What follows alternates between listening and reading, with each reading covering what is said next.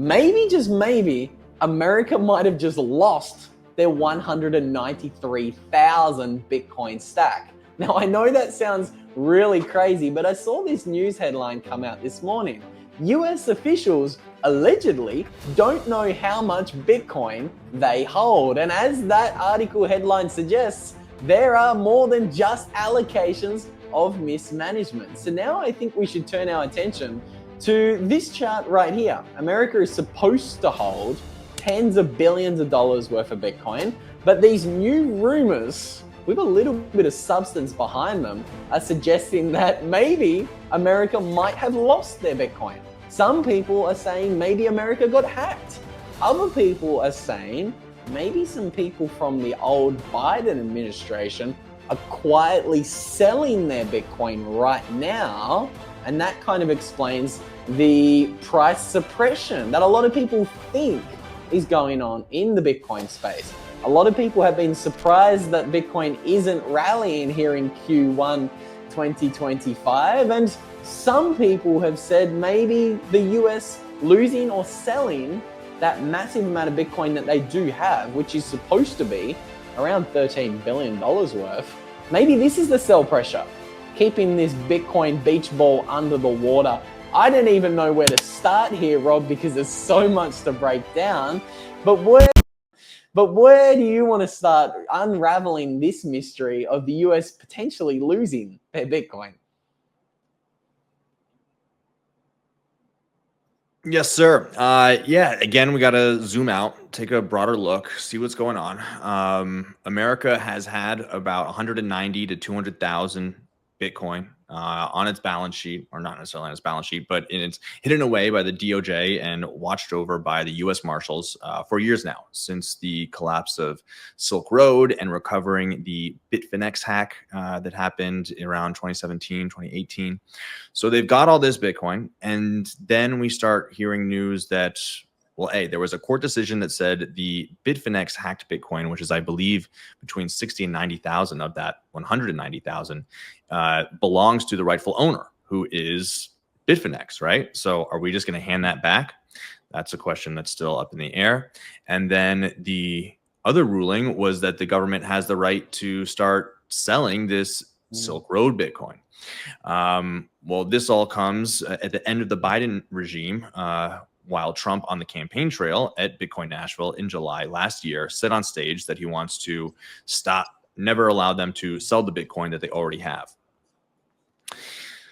So that fast forward to January, Trump is elected. We have ideas. Okay, maybe once in his power, they're going to start a strategic Bitcoin reserve. Cynthia Loomis is calling for the Bitcoin Act, where, of course, they buy 200,000 Bitcoin a year for 5 years, bringing the total to 1 million Bitcoin. But Cynthia Loomis sent out a letter to the U.S. Marshals and the Department of Justice, an official letter on U.S. Senate letterhead, saying, I want a report.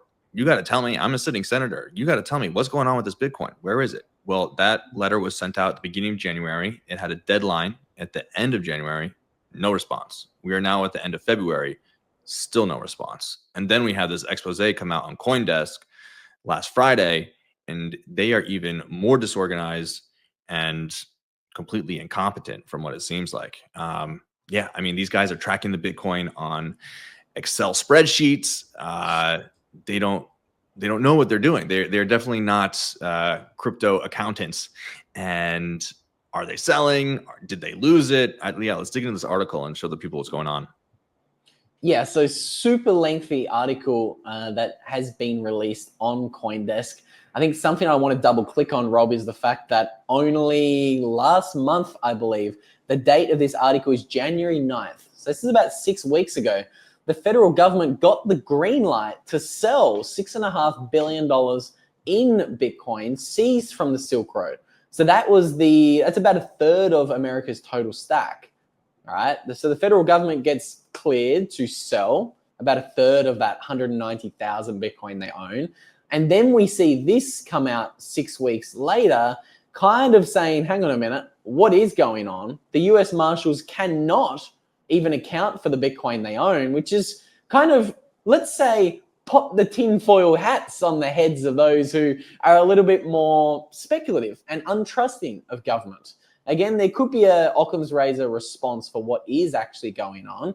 But at the end of the day, I think there is some pretty good evidence in this article to show that at the very least, the US government does not know how to custody or store the Bitcoin that they are supposed to be holding on to safely for you and I. Well, not me, I'm not American, but for the US people. Again, if the government is holding Bitcoin, it should be on behalf of the people, right? But what I think is interesting is there is clear examples of mismanagement. This little highlighted section of this article here, I want to read it here because it's very interesting. It shows the incompetence or the lack of education from the US Marshals who should be holding on to this Bitcoin safely. So we can see here the US Marshals did not have measures in place to track forked cryptocurrencies. For example, like Bitcoin Cash or Bitcoin Satoshi Vision. So both of these were forked off of Bitcoin, but as a result, the US Marshal's Office may fail to be able to identify and track these forked assets and therefore lose the opportunity to sell those assets when they are forfeited. So these guys can't even keep track of what happens to Bitcoin when you see a hard fork. And this turns into Bitcoin Cash and normal Bitcoin, small block Bitcoin, real Bitcoin. And again, they had the same mistake there with BSV. So if they can't tell the difference between two different forks of Bitcoin, how can we trust them to hold on to private keys? Another quote from the article: not only would the USMS, the US Marshals, take weeks to provide Bitcoin deposit addresses to agencies when they would just make a seizure, he said, but the agency would simply share them over email without any sort of encryption or verification process.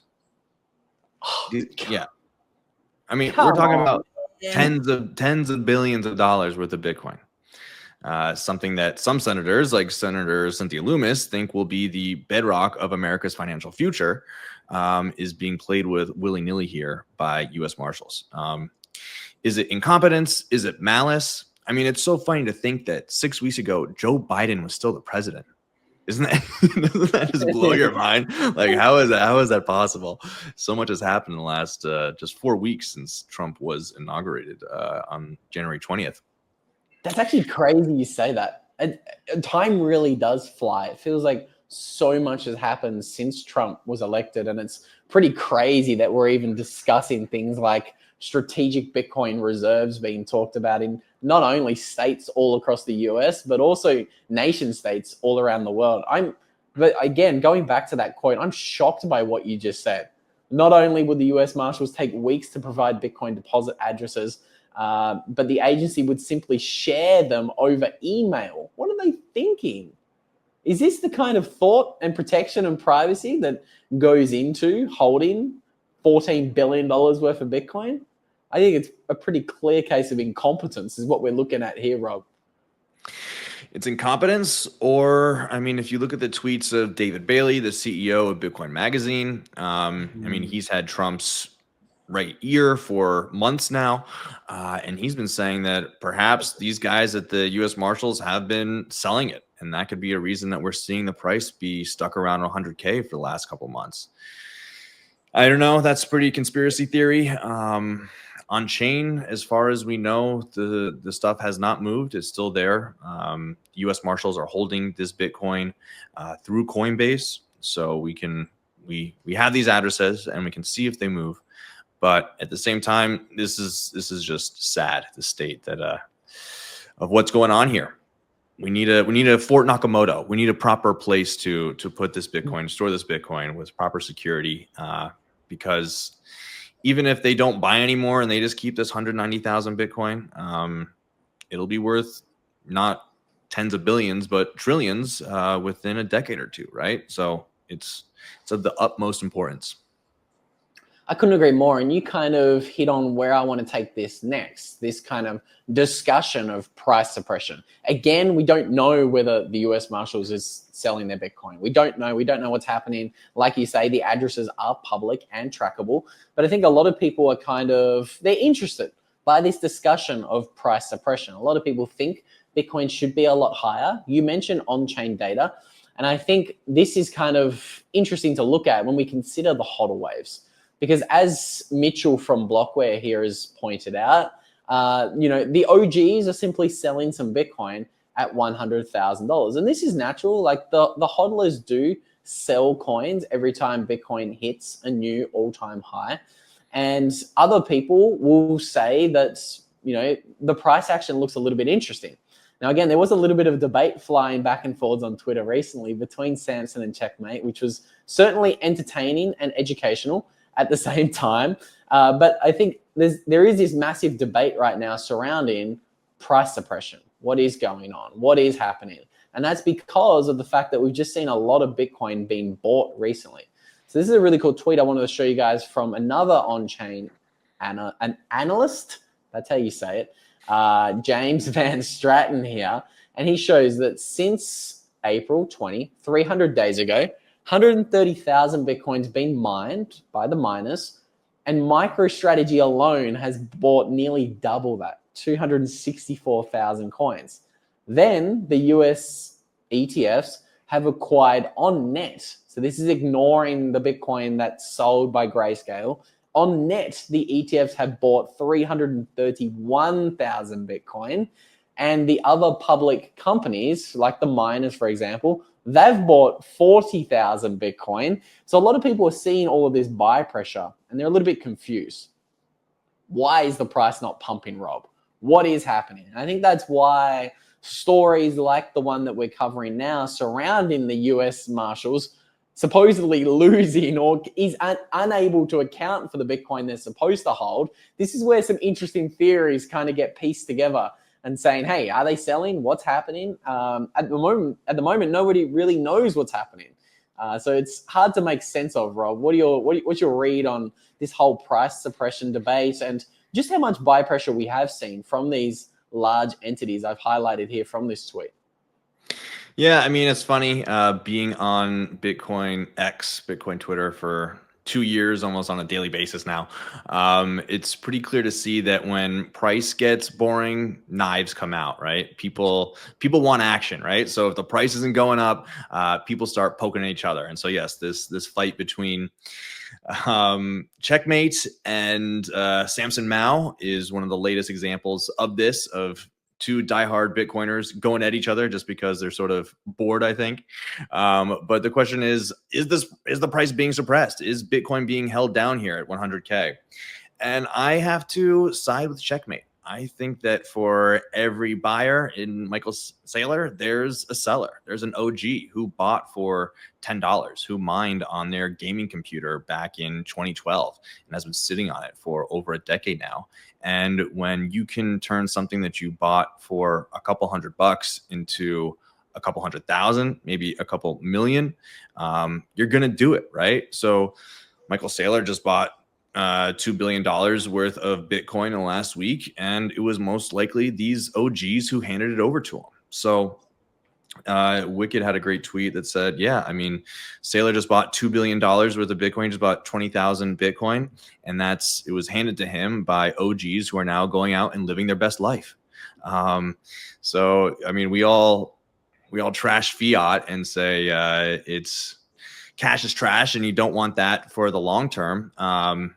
But if you're an OG, you're in a different position, right? If you've got a couple hundred Bitcoin, a couple thousand Bitcoin, peeling it off 20 Bitcoin for $2 million is not the hardest decision to make.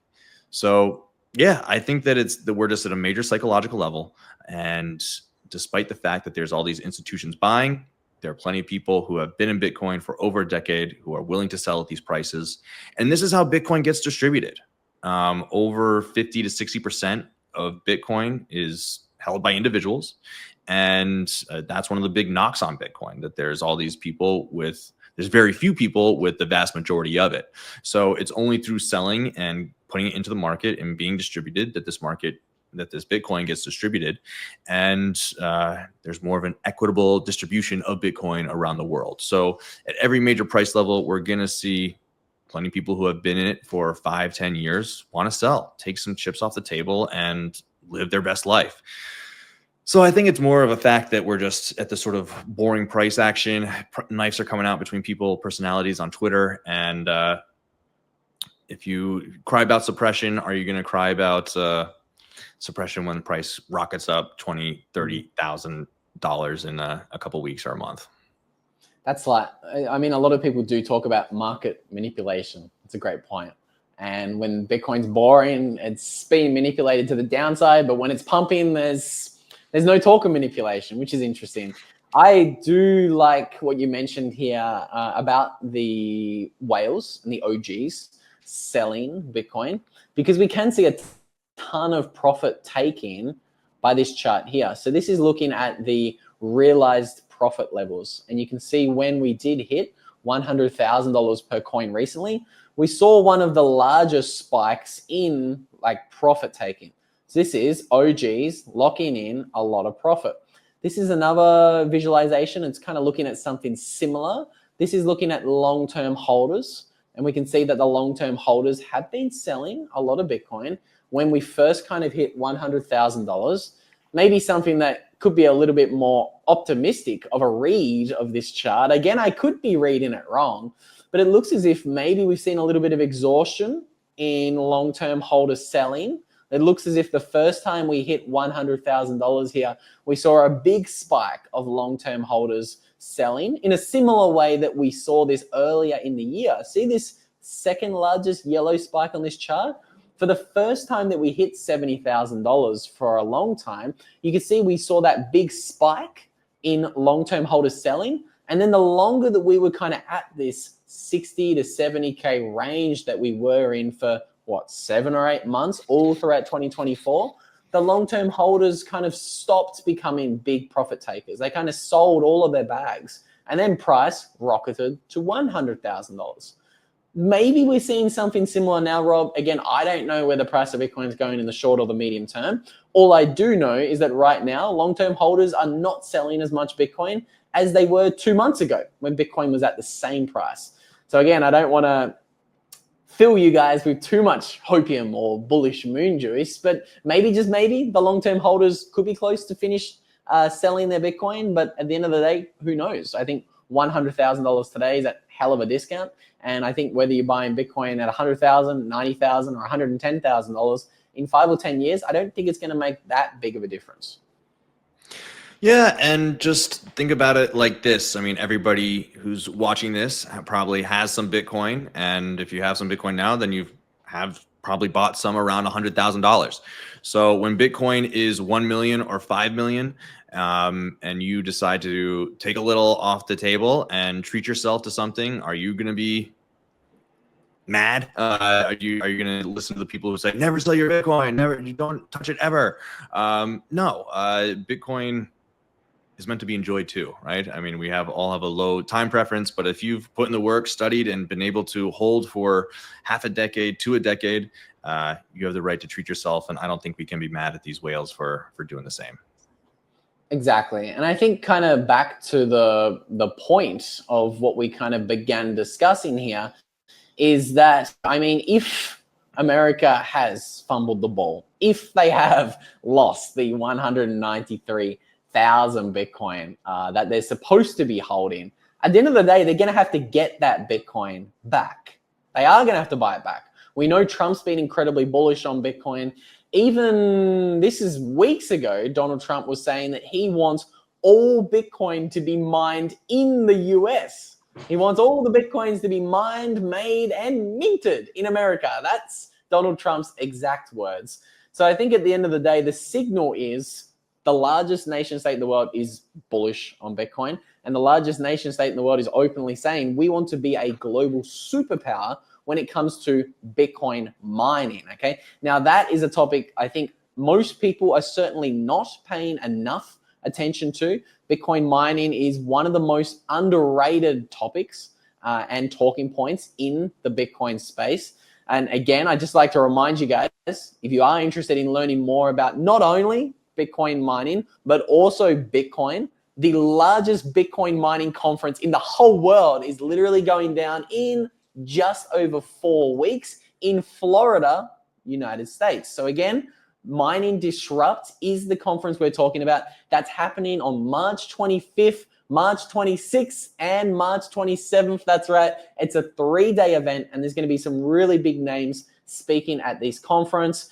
Dennis Porter is going to be speaking at the conference. He's the man doing a lot of work behind the Bitcoin strategic reserve push happening all over America. We're going to have some very big politicians speaking at the event. As you guys can see, it's a pretty nice event. There's all sorts of educational, fun games happening at Mining Disrupt.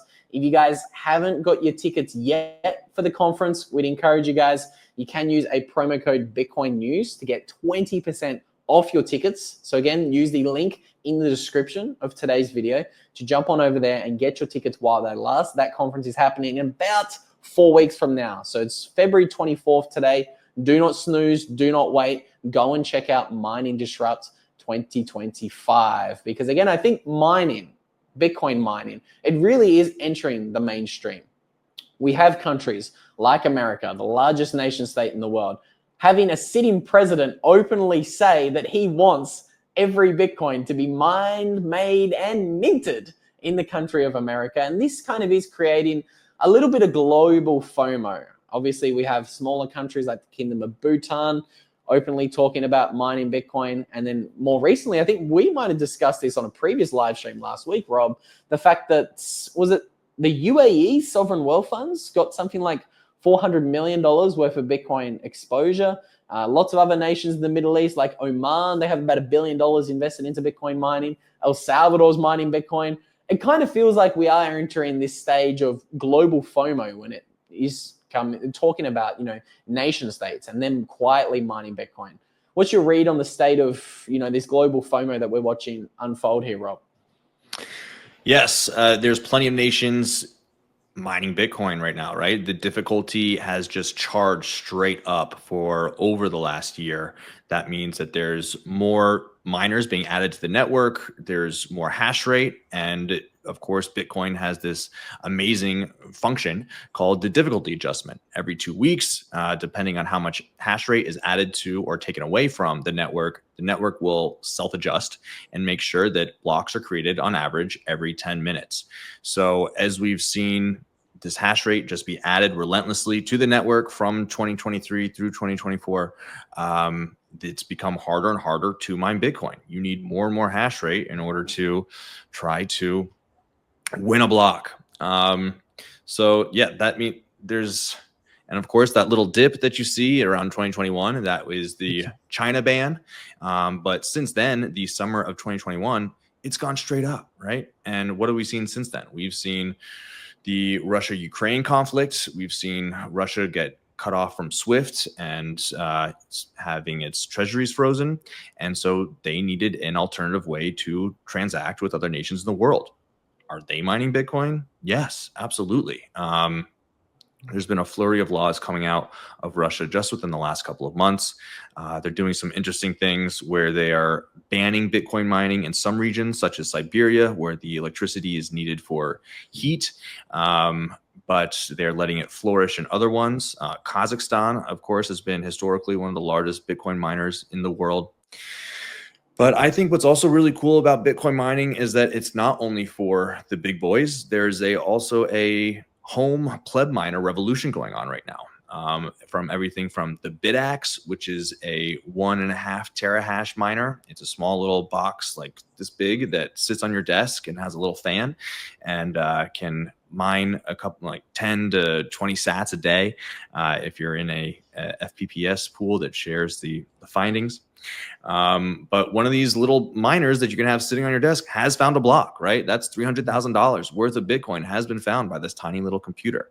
So we're seeing all this the democratization of Bitcoin mining, which is really, really cool. And another great thing that happened just this weekend in Denver at this Bitcoin location called The Space. If you're in Colorado, I highly recommend that you check it out. They just had a Mining for Heat Summit where they had a collection of all the greatest minds in the world discussing, you see, I mean, these Bitcoin miners, what do?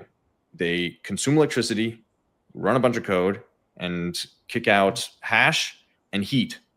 Well, if you look at this box as primarily a heat generator rather than a hash generator, and look at Bitcoin as the byproduct instead of heat being the byproduct, it completely flips the way that you consider this industry and realize that comfort heat is a huge consumer of electricity around the world, right? And so if we are able to use these Bitcoin miners as heat generators while giving you the benefit of Bitcoin on the back end, we're going to see these things proliferate all over the world, from hotels heating spas. There's spas in New York City that are literally heated by Bitcoin miners. And so, yeah, and these guys in Denver, they had jacuzzis out. It's snowing outside in Denver right now, right? They got snow on the ground, but they've got two S19J Pros heating up immersion fluid that crosses against regular water, heats up the water, and fills up these jacuzzis. And it's hot tub hashing, right? It's spa 256.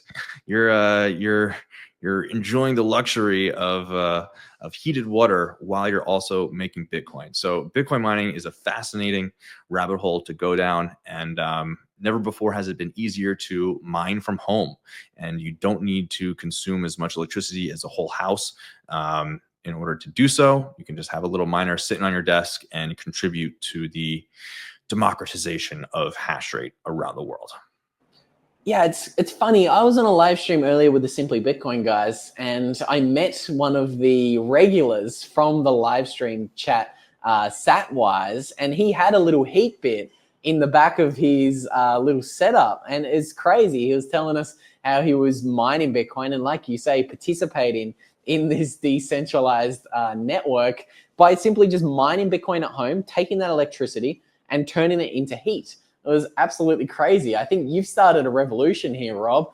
Nate Black in the chat here says SPA 256. First time I heard that, and that is a cracker, a SPA 256. But I think this is where this energy revolution is inevitably going.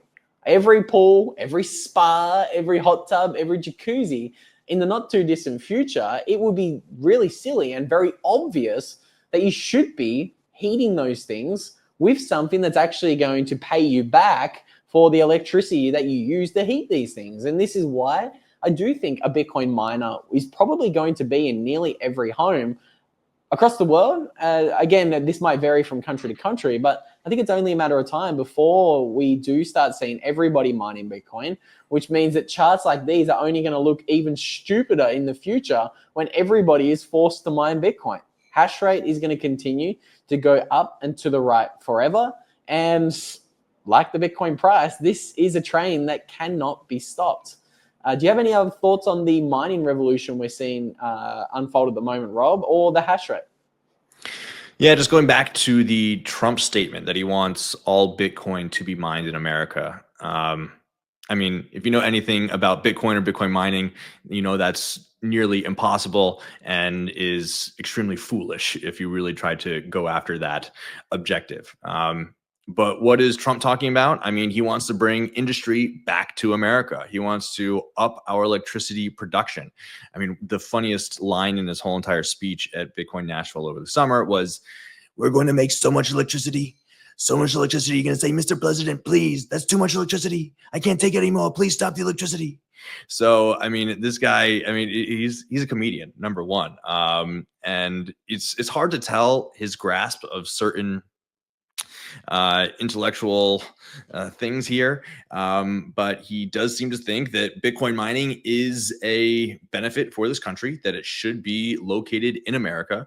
And I agree that it should be a focus of this country to make sure that we do have a certain percentage of total hash rate within our country's borders. And I think every nation will soon think that way once they realize that, hey, we need a neutral monetary asset in order to enter into this new era of the global monetary reordering.